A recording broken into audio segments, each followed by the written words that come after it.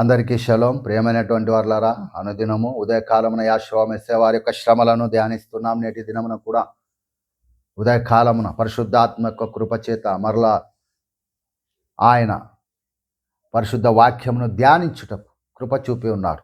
అవును ప్రియమైనటువంటి దేవుని యొక్క సంగమ, యెహోవా మెస్సీయ వారి యొక్క శ్రమలు ధ్యానిస్తున్నాం. నిన్నటి దినమున అన్న గురించి ధ్యానించాము. ఈ దినమున కయప యెహోవా మెస్సీయ వారికి చేసినటువంటి ఒక ద్రోహం. యెహోవా మెస్సీయ వారి కొరకు తమను తాము పరిశుద్ధులుగా కనపరుచుకొనుటకు పరిశుద్ధతను కోల్పోయినటువంటి ప్రధాన యాజకులు. అవును ప్రియమైనటువంటి సంగమ, యెహోవా మెస్సీయ వారే ప్రధాన యాజకుడు, పరలోక సంబంధమైన ప్రధాన యాజకుడు, భూమి మీదను ప్రధాన యాజకుడు. ప్రధాన యాజకునికి శిక్ష విధించడానికి లోక సంబంధమైనటువంటి ప్రధాన యాజకులు తమ పవిత్రతను పోగొట్టుకున్నారు. పరిశుద్ధ గ్రంథమును బహు జాగ్రత్తగా మనం పరిశీలించినట్లయితే ఆ యొక్క యోహాను సువార్త 18వ అధ్యాయం 13, 14 వచనంలో కయప సెలవిస్తున్నాడు. కయప ప్రవచించాడు. ప్రధాన యాజకుడు కదా. ప్రధాన యాజకుడైనటువంటి కయప దేవుని యొక్క ఆజ్ఞను బట్టి ముందుగానే ప్రవచించాడు. ఏమని ప్రవచించాడు? ఒక మనుష్యుడు ప్రజల కొరకు చనిపోవుట ప్రయోజనకరమని యూదులకు ఆలోచన చెప్పినవాడు ఈ కయప. యోహాను సువార్త 18వ అధ్యాయం 12, 13, 14 వచనాలు.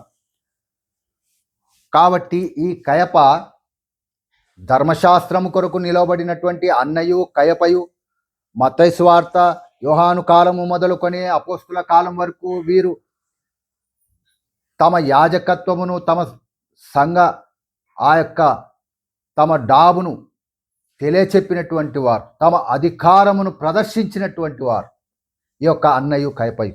అవును ప్రియమైనటువంటి వారులారా, పరిశుద్ధ గ్రంథంలో అన్నయు కయపయు వారితో ఉన్నటువంటి సెన్హెద్రిన్ సభ. పరిశుద్ధ గ్రంథం మనం బహు జాగ్రత్తగా చదివినట్లయితే చూద్దాం ఒకసారి.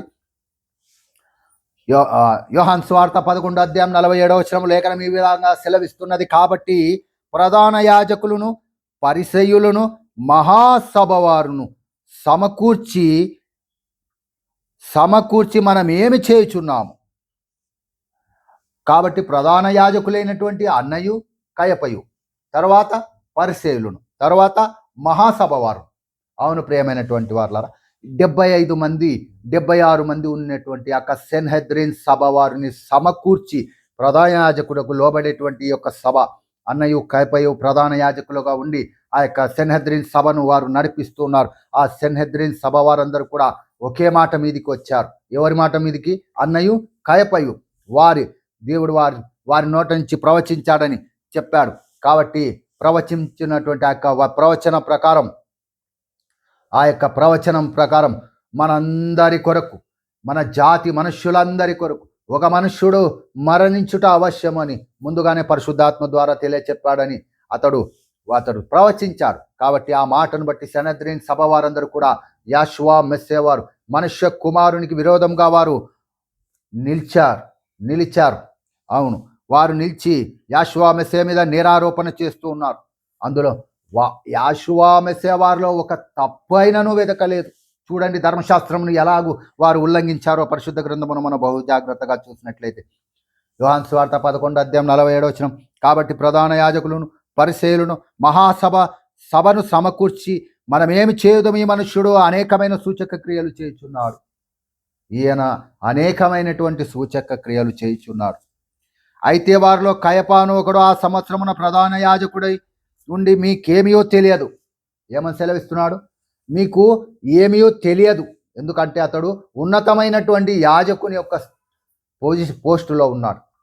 మీకు ఏమీ తెలియదు. కాబట్టి మీకేమీ తెలియదు.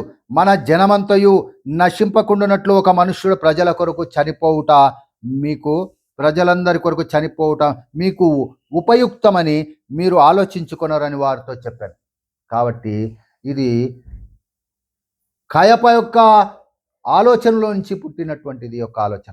అవును ప్రియమైనటువంటి దేవుని యొక్క సంగమ, తనంతట తానే ఇలాగూ చెప్పలేదు. కానీ ఆ సంవత్సరమును ప్రధాన యాజకుడై ఉండెను కనుక యాషువా ఆ జనము కొరకు మాత్రమే కాక చెదిరిపోయిన దేవుని పిల్లలను ఏకముగా సమకూర్చుటకు చావనై ఉన్నాడని ఒక ప్రవచనం చెప్పాడు ఈ యొక్క కయప. కాబట్టి ప్రియమైనటువంటి దేవుని యొక్క సంగమ, అన్నయు కయపయు ప్రధాన యాజకులుగా ఉండి ధర్మశాస్త్రమును ఎలాగూ వారు ఉల్లంఘించారు. బహు జాగ్రత్తగా మనము చూసినట్లయితే ఆ యొక్క మొట్టమొదటిగా యాషువా మెస్సియా వారు నిర్దోషి అని లేఖనం సెలవిచ్చుచున్నది. ప్రధాన యాజకులు ధర్మశాస్త్రం ప్రకారం ఆయనలో ఒక తప్పు కూడా వెతకలేకపోయారు చివరకు. ఎందుకంటే చూడండి, లేఖనం ఏం సెలవిస్తుంది? 1 పేతురు 2:22లో ఆయన పాపము చేయలేదు, ఆయన నోట ఏ కపటమయు కనపడలేదు. ఆయన పాపము చేయలేదు. ముందుగానే చెప్పాను, ఏమని చెప్పాము? నాలో పాపమున్నదని మీలో ఎవరైనా నిరూపించగలరా? అది ఆది మొదలుకొని అనాది వరకు అది ప్రశ్నగానే ఉన్నది. కాబట్టి ప్రియమైనటువంటి వారులారా, ఆయనలో పాపం ఉన్నదని ఏ ఒక్కరు కూడా నిరూపించలేకపోయారు. సెన్హెద్రిన్ సభ వారు సమకూర్చబడ్డారు. ప్రధాన యాజకులు వారు తమ అధికారమును ప్రదర్శించారు. 2 సాక్షులను కూడగట్టలేకపోయారు. ధర్మశాస్త్రం చేత ఉన్నది కాబట్టి ఆ యొక్క నిర్గమకాండం 20వ అధ్యాయం 16వ వచనం లేఖనం ప్రకారం 10 ఆజ్ఞలలో ఒకటైన నీ పొరుగువాని మీద అబద్ధ సాక్ష్యము చెప్పకూడదు, ఆ ఆజ్ఞను ఉల్లంఘించారు. ఎవరు? అన్నయు కయపయు సెన్హెద్రిన్ సభ వారు, ధర్మశాస్త్రం పైన నిలబడినటువంటి వారు. నిర్గమకాండం 20వ అధ్యాయం 16వ వచనం లేఖనము ఆజ్ఞను ఉల్లంఘించి యాషువా మెస్సియా వారి కొరకు అబద్ధపు సాక్ష్యమును వెతికారు. అవును ప్రియమైనటువంటి దేవుని యొక్క సంగమ, యాషువా మెస్సియా వారు మాత్రం యెషయా గ్రంథం 53:7వ వచనంలో గొర్రెబొచ్చు కత్తిరించు వాని ఎదుట మౌనముగా ఉన్నట్లు ఆయన నోరు తెరవలేదు. ధర్మశాస్త్రోపదేశకులు సెన్హెద్రిన్ మహాసభ వారు ఉండగా యాషువా మెస్సియా వారు ఒక మాటైనను పలకలేదు. అవును ప్రియమైనటువంటి వారు, లేఖనం ఇలాగు నెరవేరుతూ ఉన్నది. కీర్తనల గ్రంథము 35వ అధ్యాయం 11వ వచనము క్రూరమైనటువంటి సాక్షులను లేపుచున్నారు. నాకు తెలియని సంగతులను గురించి వారు నన్ను అడుగుచున్నారు. ఈ లేఖనము ప్రవచనము నెరవేరింది. అవును ప్రియమైనటువంటి వారులారా, కాబట్టి అబద్ధ సాక్ష్యములను వారు వెతుకుచూ ఉన్నారు. ఆ యొక్క సెన్హెద్రిన్ మహాసభ వారు యాషువా మెస్సియా వారి కొరకు 2 సాక్షులను నిలవబెట్టుటకు వారు ప్రయాసపడుతూ వస్తున్నారు. అవును, ఎంత విచారకరమైనటువంటి పరిస్థితి మనము చూస్తున్నాం.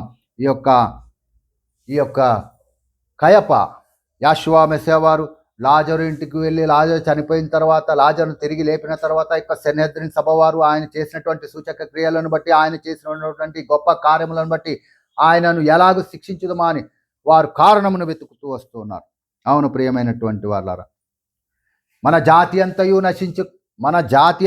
నశించుట కంటే ఒక మనుషుడు ప్రజల కొరకు చనిపోవటం మీకు లాభకరమని మీరు ఆలోచించుకున్నారా అని ఆ యొక్క జనమును అతడు కయప ఆ యొక్క జనమును రెచ్చగొడుతూ వస్తున్నాడు. అవును, ధర్మశాస్త్రాన్ని ఉల్లంఘించాడు. ప్రధాన యాజకుడుగా ఉండి ఆయన తన వస్త్రములను చింపుకున్నాడు. ధర్మశాస్త్రమును పక్కన పెట్టారు.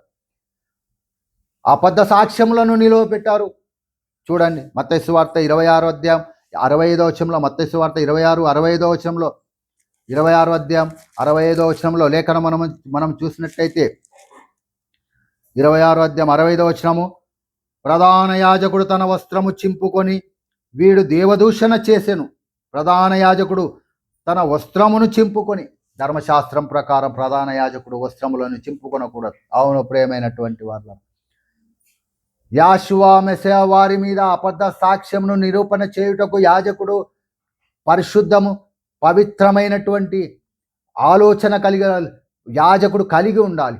పవిత్రమైనటువంటి పరిశుద్ధమైనటువంటి ధర్మశాస్త్రమును బోధించేటువంటి యాజకుల యొక్క పవిత్రతను వీరు తీసివేశారు. వారు ఉల్లంఘించారు ఆ యొక్క పవిత్రతను.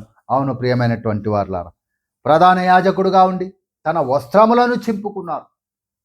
వస్త్రములు కాదు ఇక్కడ వారు చింపుకొనవలసింది.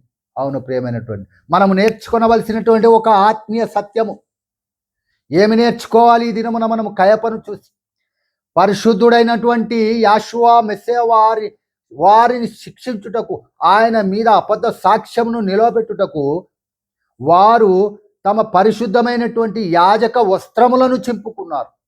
అవును ప్రియమైనటువంటి వారులారా, ఈ దినమున మనం నేర్చుకొనవలసినటువంటి ఆత్మీయ సత్యం, కయపవలే మన వస్త్రములను మనము బూడిదలో కూర్చొని మన వస్త్రములు చింపుకొని వేషధారణను మనము అగుపరచకూడదు. మన హృదయములను చింపుకోవాలి. తండ్రి అని కన్నీరు విడిచాలి. అవును ప్రియమైనటువంటి వారులారా, ఇది నేర్చుకోవాలి మనం. అన్నయు కయపయు ప్రధాన యాజకులు యాషువా మెస్సేకు విరోధముగా నిలిచి ప్రవచనము చెప్పి సెన్హద్రిన్ సభవారు ఆయనకు విరుద్ధముగా నిలిచారు. ప్రధాన యాజకుడైనటువంటి వాడు, పరిశుద్ధుడుగా ఉండవలసినటువంటి వాడు ఆజ్ఞలను అతిక్రమించాడు. తన వస్త్రములు, యాజక వస్త్రములను చింపుకున్నాడు. ఎంత విచారకరమైనటువంటి దుస్థితి.